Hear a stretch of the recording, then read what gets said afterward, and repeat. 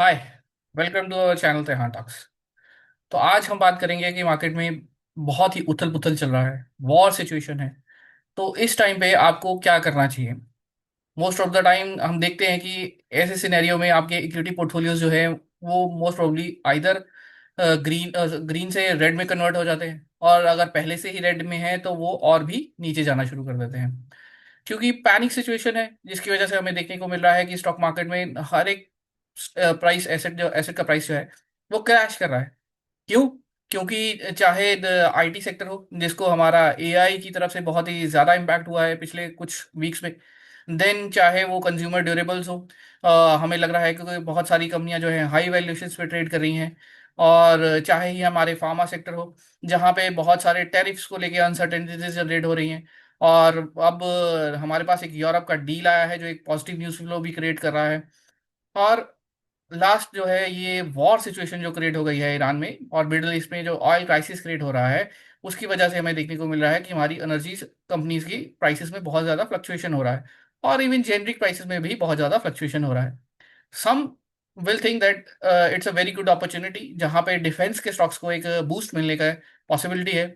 और some will think that okay, the consumption will collapse and inflation will rise, और जिसकी वजह से हमारे बैंकिंग स्टॉक्स जो थे वो बढ़ नहीं रहे थे, उनको इम्पैक्ट आएगा। और हमारे कंज्यूमर ड्यूरेबल स्टॉक्स जो हैं वो बढ़ नहीं पाएंगे, क्योंकि आने वाले समय में इन्फ्लेशन बढ़ते सार हमारी सेल्स जो है कम होने के चांसेस हैं। बट ये सिर्फ एक नॉइस है। आई विल रिपीट अगेन, ये सारी इंफॉर्मेशन जो है एक नॉइस है। आपको ये समझना होगा कि over the period of time कैसे मार्केट बिहेव करता है, और स्पेशली एक डेवलपिंग मार्केट में मार्केट्स कैसे बिहेव करता है। और ये वेल नोन फैक्ट है, जहाँ पे ये कहा जाता है कि वॉरेन बफे ऑलवेज सेड, अगर लोग पैनिक में सेल कर रहे हैं तो इट्स अ टाइम आप उसे बाय कर लीजिए। और अगर यूफोरिया में लोग बाय कर रहे हैं, then it's a time to actually start moving profits. Now it's very difficult to measure कि ये पैनिक कैसे आता है और उस पर क्या रिजल्ट होता है। बट आज की वीडियो में मैं आपको एक एक ऐसा मैट्रिक्स बताऊंगा जिसको यूज करके आप ये जान सकते हैं कि वेदर कि एक एक्सेसिव अपॉर्चुनिटी क्रिएट हो रही है या फिर एक एक्सेसिव फियर क्रिएट हो रहा है जहां पे आपको प्रॉफिट बुकिंग कर लेनी चाहिए। But my understanding is current scenario में, अगर आपके पास कोई भी डिप्लॉयबल कैश है, अगर आपने उसको कैश रखा हुआ था, तो ये एक अच्छी अपॉर्चुनिटी है जहां पे आपको कैश डिप्लॉय कर देना चाहिए। Now over the period of time question ये होगा कि वो स्टॉक्स कैसे आइडेंटिफाई किए जाए। That is not the topic for today.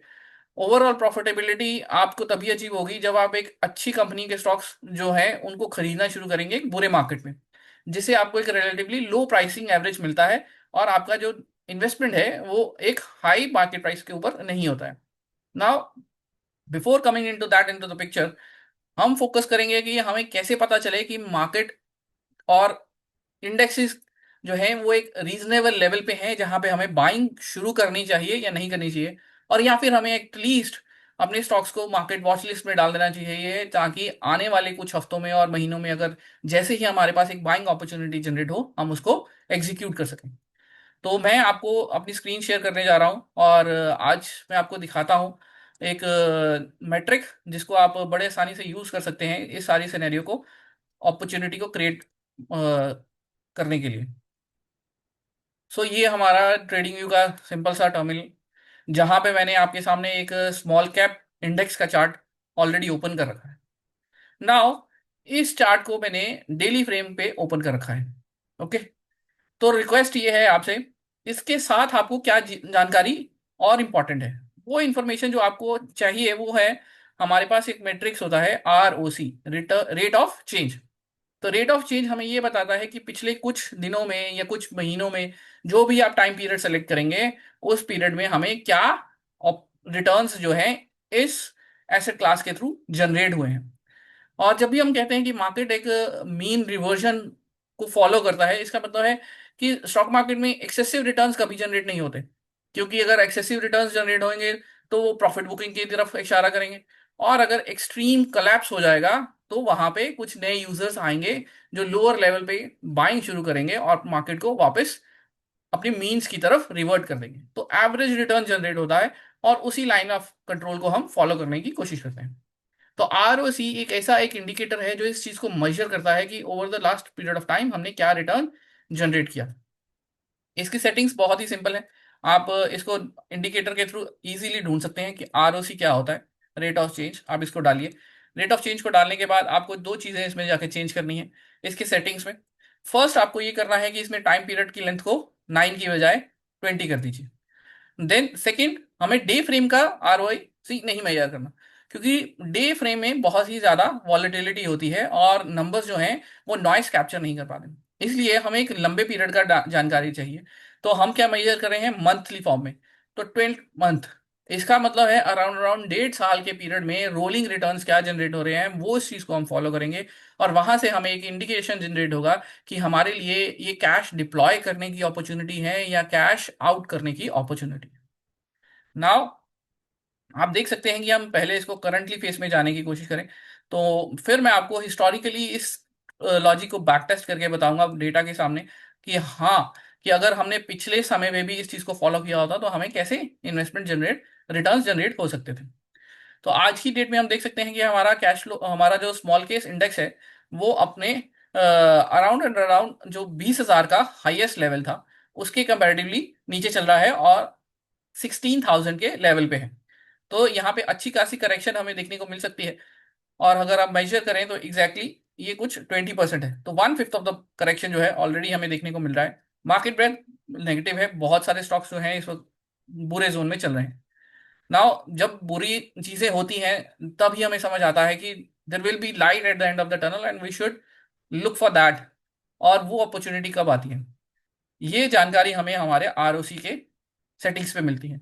अब ROC की सेटिंग्स पे देखें तो ये ब्लू लाइन जो है इस वक्त हमारे जीरो लेवल के नीचे जा रही है। इसका मतलब है रोलिंग रिटर्न्स की बात करें तो हमारे पास एक नेगेटिव रिटर्न्स का पीरियड जनरेट होने वाला है।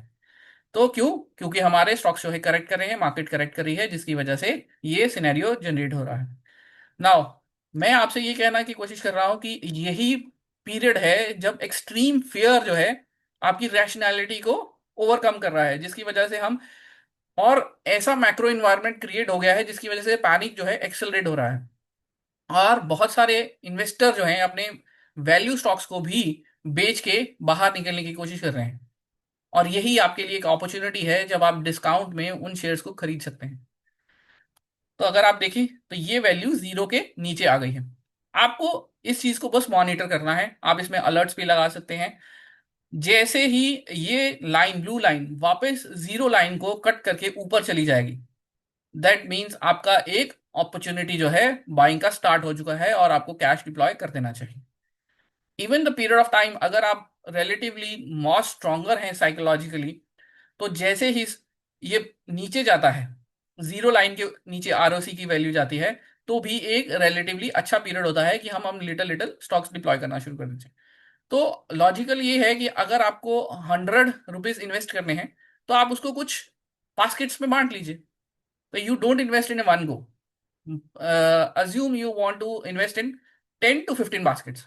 तो हम एक गो में आइदर 10 रुपीज इन्वेस्ट करेंगे और आइदर 7 to 8 रुपीज इन्वेस्ट करेंगे। So we will cut it into 10 to 12 baskets, जिसमें हम अपने शेयर्स को खरीदते रहेंगे और over the period of time जितना पैसा हम डिप्लॉय करना चाहते हैं उसको कर देंगे।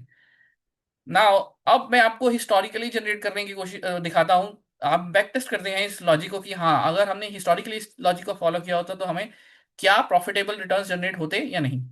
तो हमें फॉलो क्या करना है, हमारा ROC का लाइन नेगेटिव जोन में है, जैसे ही वो कट करके वापस पॉजिटिव जोन में आएगा हम अपनी फुल डिप्लॉयमेंट कर देंगे। तो इसका मतलब है जब जीरो लाइन के नीचे है तो आप over the period of deployment कर सकते हैं। और या फिर इसकी स्लांट जो है पॉजिटिव कन्वर्जन होनी शुरू हो जाए तो आप अपनी इन्वेस्टमेंट करना शुरू कर दीजिए। और जहां, और लास्ट अपॉर्चुनिटी है कि आप अपने बास्केट्स को या 2 और 3 बास्केट्स में बांट के रखे हैं। तो यानी कि 100 इन्वेस्ट करना चाहते हैं आप, 10 10 रुपीज नहीं इन्वेस्ट करना चाहते, आप चाहते हैं कि मैं एक ही बार में इन्वेस्ट करूं, तो इट विल बी लाइक कि आप 30 30 30 3 बास्केट्स बना लीजिए। और जैसे ही ये ROC का लाइन वापस अपने जीरो लेवल के ऊपर जाने की कोशिश करे और आप झट से डिप्लॉय करना शुरू कर दें। नाउ हिस्टोरिकली अगर हम ये चीज अपनाते तो हम क्या रिटर्न जनरेट कर सकते थे। तो मैं इसको पीछे जाने की कोशिश कर रहा हूं। तो लास्ट कट जो हमारे पास इस लाइन पे आया था वो था जून 2023 में। ये आप देख सकते हैं, मैंने अपनी स्क्रीन पे पॉइंट आउट कर रखा है। नीचे आप देखिए 16 जून 2023 का डेट दिखा रहा है, जब ये आरओसी का लाइन जो है नेगेटिव जोन में ट्रेड करने के बाद फाइनली कट आउट हुआ था। तब हमारे पास जो स्मॉल कैप इंडेक्स था वो सिर्फ था 10,800 एंड समथिंग। और यहां से आप देख सकते हैं कि हमारे पास अगले 2-3 साल में एक बहुत ही बढ़िया रैली जनरेट होती है, जहां पे 10,000 से लेके इंडेक्स जो है 20,000 का सफर तय करता है और एक 2x रिटर्न जनरेट होता है। नाउ अगर हम इसके पीछे चलें, तो ये अपॉर्चुनिटी कब जनरेट हुई थी? इससे पहले ये अपॉर्चुनिटी जनरेट हुई थी 25 नवंबर 2020 को। आप जानते हैं कि ये वाला डिप जो था कोविड का डिप था, और जैसे ही 20 में हमारे पास वैक्सीन आनी शुरू हो गई थी, तो मार्केट इकोनॉमी ओपन होनी शुरू हुई थी। वैसे ही आप देख सकते हैं कि हमारा जो लेवल था नवंबर में, एक पॉजिटिव फीचर की तरफ बढ़ना शुरू हो गया था। और तब अराउंड 6,000 के करीब स्मॉल कैप इंडेक्स चल रहा था, और ये इंडेक्स अगले 2-3 साल में डबल हो गए, 10-11 के लेवल पे आ गया था। नाउ अब हम इससे भी पीछे चले, हमारे पास और ऐसा अपॉर्चुनिटी टाइम पीरियड कब आता है? ये हमारे पास 2016 में भी ऐसा एक पीरियड आया था।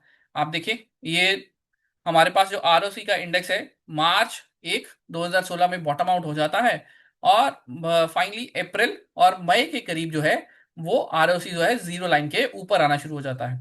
तब हमारा स्मॉल कैप इंडेक्स जो था 5,000 के करीब के चल रहा था। यहाँ पे एक अच्छी खासी ग्रोथ आती है within I guess 6 months, जहां पे हमारा इंडेक्स जो है 5,000 से बढ़कर 6,500 तक चला जाता है। तो यहाँ पे 20-25% का ग्रोथ जनरेट होता है। बट हम देख सकते हैं कि यहाँ पे एक बढ़िया सा डिप भी आता है। तो ये तब हमारा आरओसी का इंडेक्स जो है वो जीरो लाइन के करीब करीब चला जाता है, बट वो नेगेटिव जोन में नहीं जाता। और उसके बाद ये इंडेक्स जो है करीब करीब 9,000 का टॉप लगाता है जनवरी 18 के करीब। इसका मतलब 3 सालों में आपके पास फिर से एक 2x रिटर्न जनरेट करने की अपॉर्चुनिटी क्रिएट होती है। देन इससे पुरानी बात करें, तो ये हमारे पास फरवरी 2014 में भी ये अपॉर्चुनिटी जनरेट हुई थी।